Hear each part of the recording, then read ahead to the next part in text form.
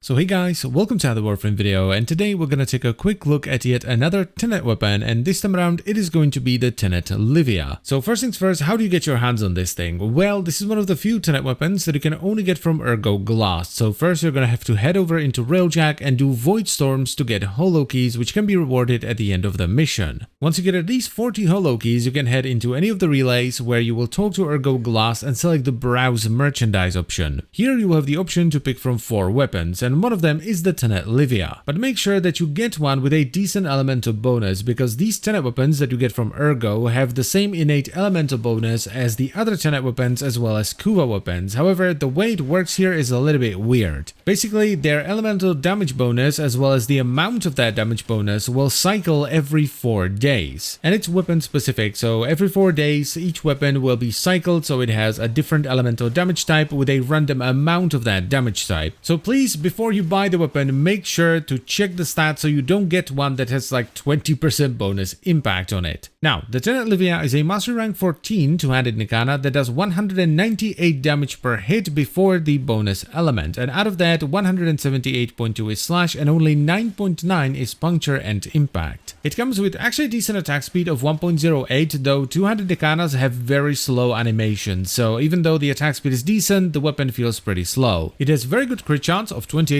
and above average 2.2 times crit multiplier, good follow through, and pretty good status at 28% as well. On top of all of that though, it's also a Tenet weapon, so it has some extra bonuses. So firstly, when you holster the weapon, so when you switch into your primary or your secondary, or you even pull out something like a codex scanner, it will hold its combo counter, so it won't decay at all, which is very nice. Then as you block with the weapon, it will increase its blocking angle, which is kind of less nice. It's not super useful, but I suppose it's a nice defensive layer if you're running it on a squishier frame. And finally, it gains more mod capacity, and you also extract more mastery from it as you put on more and more Forma, up to a maximum of 5. So if you want to squeeze the absolute maximum out of this thing in terms of mod capacity, extracted mastery, and also unlock the ability to install a lens, you're gonna have to put on 5 Forma. But that is very unnecessary because you can easily fit in a full endgame build with just 1 Forma. Now, I've tried a bunch of different builds on the Tenet Livia, and the one I ended up liking the most was this one. It's kind of like a scuffed hybrid. So we start off with the Wise Razor as our stance, then Condition Overload for our damage, Blood Rise so we scale our crit chance as we build our combo counter, Organ Chatter for the crit damage, Berserker Fury for the attack speed, then Drifting Contact for combo duration and status, though you can easily swap this out for something else if you're running the Naramon Focus Cool so your combo doesn't decay all at once. Then I ended up running Carni's Mandible for the slash and status, and I topped it off with an unranked Virulent Scourge and a fully ranked Vicious Frost. Now, the reason I did it like this is because my Tenet Livia has quite high radiation, and just running a Weeping Wound setup would make it proc radiation far too often, and this actually balances out slash and Viro pretty well. This means that it's not going to be the best way of doing things on every single Tenet Livia that's out there. If, for example, you get a heat bonus, which works much better with the whole viral slash setup, you can just go with a Weeping Wound setup and it's going to be better. But even with my somewhat scuffed setup that has to play around the added radiation, the weapon is still plenty strong. It's not the strongest weapon in the game, but it's definitely in the upper tier of melee weapons. The stats on it are just really nice: overwhelming slash, really good crit and crit multi, as well as status. It's just that the one that I got has not the best damage element on it, but I wasn't gonna wait 4 days to see if maybe the next one would be better.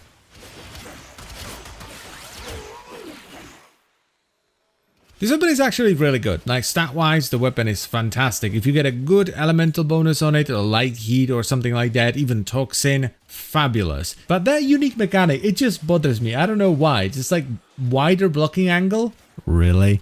Is that the thing that this weapon deserves? A wider blocking angle? Come on. It would just be so much cooler if it had an actual unique mechanic, not a wider blocking angle. But, you know, the weapon is still good enough to do pretty much everything in the game. You can see me do some Steel Path, and the Acolyte dies pretty quickly, especially considering that I got a nasty bleed proc on me and I had to hide in operator mode, so I wasn't attacking it the entire time. So if you're looking for a solid two-handed Nikana, this one is definitely not bad, especially if you get a good bonus element on it. It's just that, I don't know, I kind of expected something cooler, but that is ultimately on me. So that's pretty much it for the video. I thank you very much for watching as always, guys. I hope you've enjoyed it and found it helpful, and I will see you next time. Bye bye.